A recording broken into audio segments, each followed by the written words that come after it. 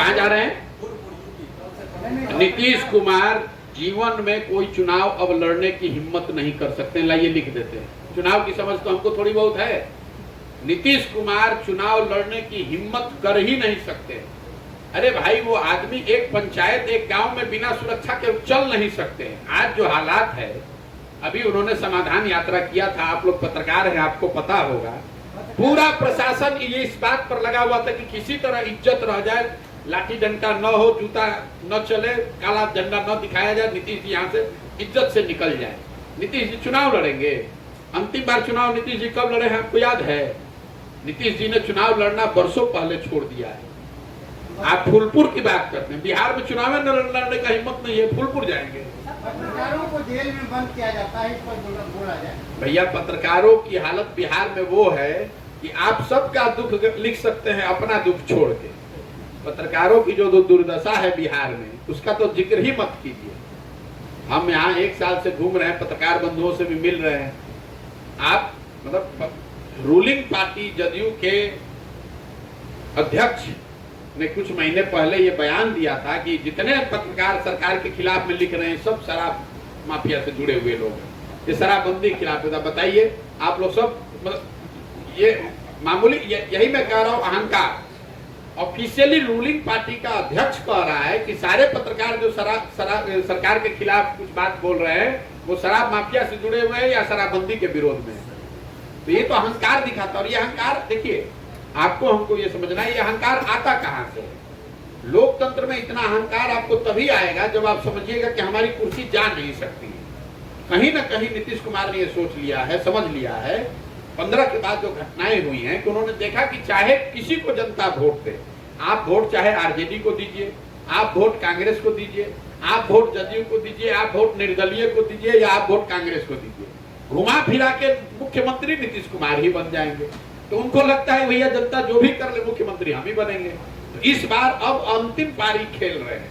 अब अंतिम जितने महीने उनके चल रहे हैं वो जोड़ ले, इसके आगे का कोई गणित उनका लगने वाला नहीं। देखिए, जातिगत जनगणना पर मैंने पहले भी बताया है, जातिगत जनगणना हो, इसमें कोई दिक्कत नहीं। कोई भी ऐसी जानकारी जिससे सरकार को अपने कार्यक्रमों को लागू करने में बेहतरी सुविधा हो, उसमें कोई दिक्कत नहीं है। लेकिन जो लोग जातिगत जनगणना करा रहे हैं, इनको समाज के बेहतरी से लेना देना नहीं है। ये तो एक अंतिम दांव खेले हैं कि समाज को फिर जातियों में बांटकर एक बार किसी तरह चुनाव की नैया पार लग जाए। भाई, जातिगत जनगणना, पहले तो आप 18 साल से सत्ता में हैं, आज क्यों जातिगत जनगणना करा रहे? 18 साल से आपको याद नहीं आ रहा था? दूसरी बात, अगर जातिगत जनगणना आप कराएं, जनगणना आपके विषय का, राज्य सरकार का विषय ही नहीं है। आप जनगणना नहीं करा रहे हैं, आप सर्वे करा रहे हैं। सर्वे करा रहे हैं, जनगणना तो केंद्र सरकार का विषय है। और सर्वे और जनगणना में जमीन आसमान का फर्क है, क्योंकि सर्वे का कोई लीगल सैंक्टिटी नहीं है। इस बात को कभी सरकार ने स्पष्टता से नहीं बताया कि सर्वे का जो रिजल्ट आएगा उसकी मान्यता क्या होगी। उसकी मान्यता तो कुछ है नहीं। कुछ जानकारी तो सर्वे तो राज्य सरकार कभी भी करा सकती है। और अगर मान लीजिए आपने करा भी लिया, अगर उसको लीगल सैंक्टिटी मिल भी गई, तो जातियों की जनगणना होने मात्र से लोगों की जिंदगी तो सुधरेगी नहीं। पूरे बिहार की गणना हुई पड़ी है कि 13 करोड़ लोग, बिहार के जो लोग हैं, वो देश के सबसे गरीब और पिछड़े हैं। ये तो जानकारी आपके पास है, इसको काहे नहीं सुधार रहे?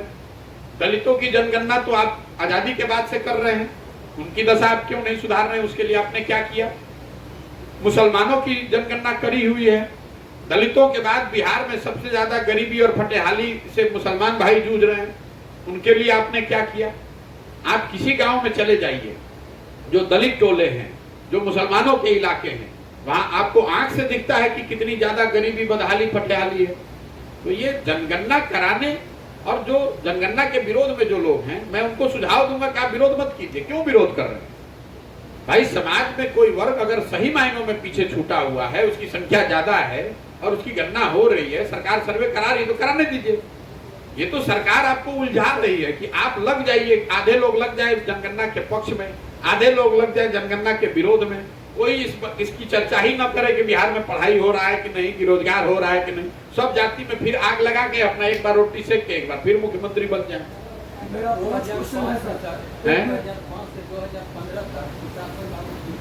सरकार के नाम से जाने जाते थे नीतीश कुमार, लेकिन वो होते जा रहे हैं।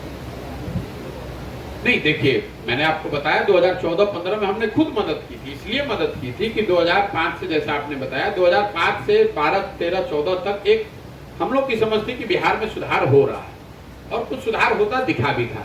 लेकिन 2014-15 के नीतीश कुमार और आज के नीतीश कुमार में जमीन आसमान का फर्क है। देखिए 14 में नीतीश कुमार चुनाव नहीं हारे थे लोकसभा का, उनकी पार्टी को झटका लगा था, 2 MP मिले, जीते थे, लेकिन इतनी राजनीतिक मोरालिटी बची हुई थी कि उन्होंने पद को छोड़ दिया, मांझी जी को मुख्यमंत्री बनाया। आज नीतीश कुमार चुनाव हार गए हैं, 243 में 42 को विधायक जीता है, फिर भी कोई ना कोई जुगत, पद छोड़ना तो छोड़ दीजिए, जुगत लगा के एक बार भाजपा के साथ, एक बार लालटेन के साथ मुख्यमंत्री बने हुए। दूसरी बात देखिए 14-15 और आज में क्या फर्क है नीतीश कुमार में।